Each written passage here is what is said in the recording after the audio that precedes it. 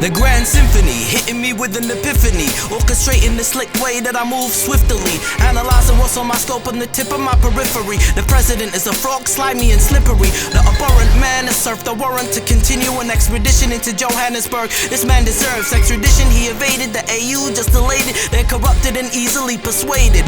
Crime ain't to be debated. Coward got his head inflated. The NCP got traded at the ICC. You made it in the ICU. Your life is through on his ECG. He be green, deceased in the IV.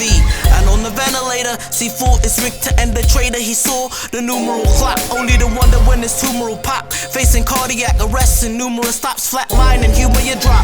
You're a cancer spreading to the brain, using corruption to further your aims and murder for gain, to bring dysfunction and pain, robbery and poverty, atrocities of authorities. Some of the horrors be condoning slaughter, raping mothers and daughters, killing southern brothers and borders, raping Darfur, blaming the war, genocide on Janjaweed is discreet and plans a siege. But who gave them the weapons, I reckon?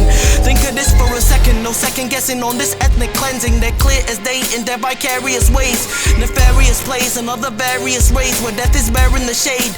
We're sharing the rage, they put the leader in the Congress, paint a pretty picture to the wrong press. Horror flicks, they censor in a check to death.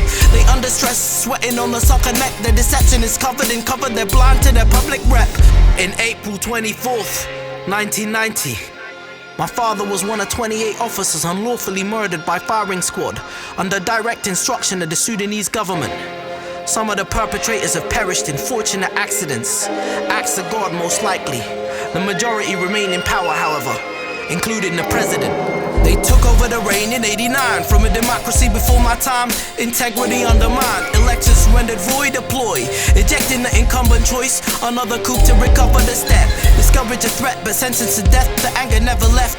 The officers in question were surrounded and rounded up. A betrayal and informant leaks in jail before they speak. It's deep. Our trial by peers was not in the equation. Lives were taken. April 24th, 1990, the month of Ramadan. Come to understand, the gun was burst by guards. They murdered ours. My father, your uncle, his brother, my mother's husband. Her heart was grieving. The charge was treason. Hypocritical when you consider and picture the events before they saw the score. The martyrs knew their intent incensed.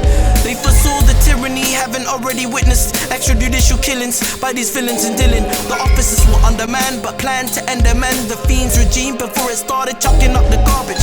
It didn't succeed, the country continued to be sieged. The key perpetrators were burst in cages ablazing. Ibrahim, Shamsuddin, Zubair in the air, burnt to a crisp, ripped up and turned into little bits. Perished in a fiery demise, the planes combusted, it's just a sign. And when he died, Bashir would decide to marry his wife, carrying on with his life like it's nice. There's no honor among these thieves, which agreed when you're leading the league and steals from the starving who need to feed for a meal. It's real, so Robbie's in the dirt like his name say. Disgraced in waste, you can never change fate. The stadia decay, the reign of pain is over, bringing us closer to closure, exposure. Revolution inducing the movement for the country's improvement, more than a nuisance. We've proven we do this music to the cruel, ruthless rulers who will lose their throne. Atone, they don't.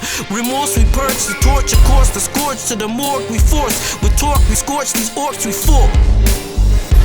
The Darfur crisis received international press across the globe, but the genocide continues. The secession of the South has not alleviated much of the conflict in the region, since there's been a struggle for power within the new nation itself. This is a personal battle for me with the loss of my father. We're currently in the midst of a fight against these oppressive forces. The president has announced a state of emergency, enforcing martial law, but the country has come together in unity. We are all one. We have shed our tribal identities and formed a united faction. Tas good bus.